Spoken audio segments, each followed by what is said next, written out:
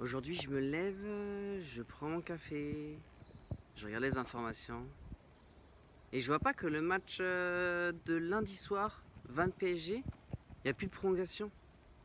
Oh, c'est gavé nul. C'est-à-dire qu'en fait, ils vont faire le match et juste après, si jamais il y a un match nul, c'est directement séance de tir au but. Ah, je déteste, je déteste. En fait, je supporte pas les tirs au but, ça me fait beaucoup trop stresser. N'hésite pas à me dire dans la barre de commentaires ce que si toi t'aimes bien la séance de tir au but ou le fait qu'ils aient enlevé les prolongations. Moi, je suis trop en stress quand je vois ça. Allez, on se voit après l'intro, les gars.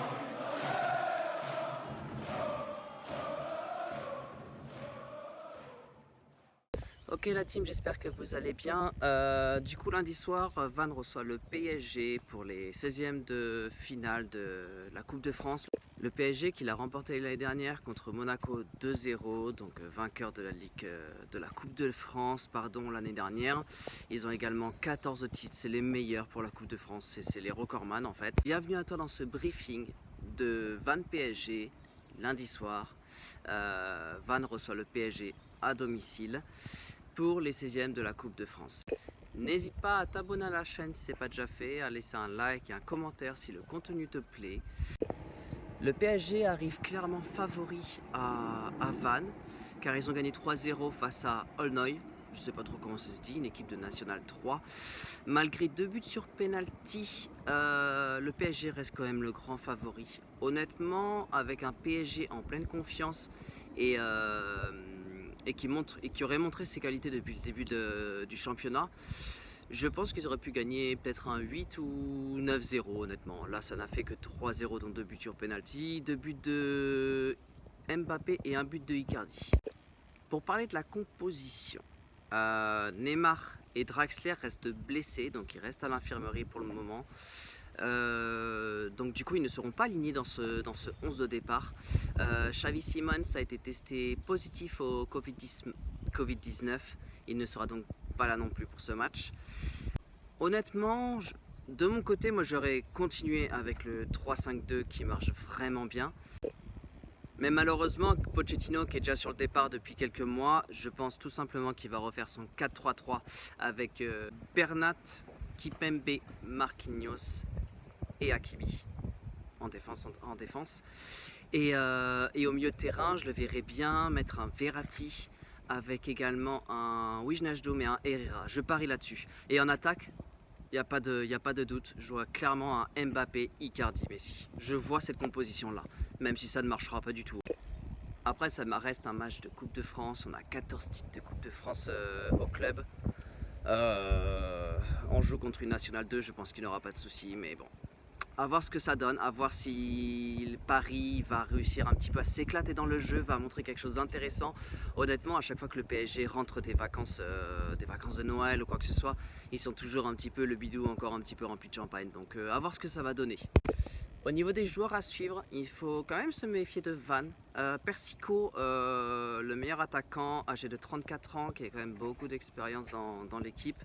Je pense qu'il peut faire quand même un petit peu mal à l'attaque de Paris, surtout que ça se passe vraiment petit ballon en retrait avec un joueur qui se situe au milieu face au but et ça fait but, hein, clairement. Marquinhos a du mal à aligner et puis même il n'est même pas aidé par sa défense parce qu'en tout cas l'alignement n'est pas bon et de plus surtout Hakimi et latéral gauche ne sont jamais vraiment dans les bonnes conditions, donc ça devient très très dur pour Marquinhos. Bref, du côté du PSG, joueur à suivre, j'aurais clairement dit Ramos. J'aimerais bien voir comment il va retourner la situation, sachant qu'il a pris un rouge la dernière fois en Ligue 1. J'aimerais bien voir ce qu'il va faire sur ce match-là. Enfin, faut qu'il arrête ses bêtises en fait de prendre des cartons jaunes aussi facilement. C'est juste, bah, c'est juste inutile en fait de voir un joueur avec autant d'expérience qui se prend des jaunes comme ça sans raison et juste en mettant son cul en arrière et faisant tomber un joueur. Enfin, ça devient ridicule en fait. Et bien sûr, notre cher Mbappé qui continue les records et de toute façon qui devient juste le patron de cette équipe derrière Marquinhos en fait. S'il serait pas là, Mbappé, je pense que l'équipe ne serait pas où est-ce qu'elle en est en ce moment. J'aimerais vraiment voir son attitude sur le terrain par rapport aux rumeurs qui se passent en ce moment et surtout avec le trophée qu'il a gagné il y a quelques jours à Dubaï. Vannes reste donc sur 4 victoires sur ses 5 derniers matchs. Mais le problème, c'est qu'ils y arrivent absolument pas à domicile. À la différence d'un PSG qui ne perd aucun point sur les matchs à l'extérieur. Donc ça va être la balance se penche clairement envers le PSG. Bon, après on le sait bien, dans tous les cas le PSG et Vans ne sont pas du tout des équipes de même calibre. Mais on n'est pas en championnat, on reste quand même en coupe. Et les coupes, les petites équipes en général, ils donnent tout ce qu'ils ont, ils n'ont rien à perdre. Honnêtement, si là je devais te donner mon pronostic, je te dirais... D'abord, je vais t'expliquer mon choix, après je te dirai mon pronostic. L'idée, c'est qu'en fait, déjà, en Coupe de France, ou quelle que soit la coupe, les petites équipes en général, elles voient un gros champion là, elles ont envie de l'écraser, elles ont envie de tout donner, quitte à se blesser ou quitte à ne plus jouer pendant 2 matchs, ils veulent tout donner ce qu'ils ont sur leur vie, c'est le match de leur carrière en fait. Donc il faut vraiment pas sous-estimer ces petites équipes. Je verrais quand même un 3-0. Mais ce qui m'inquiète un peu, c'est que le PSG, il reste quand même sans identité de jeu en ce moment. Pochettino est complètement sur le départ. Donc il va falloir qu'il se réveille en fait. Et Van peut faire vraiment super mal au PSG en contre-attaque, en ayant sang chaud en fait.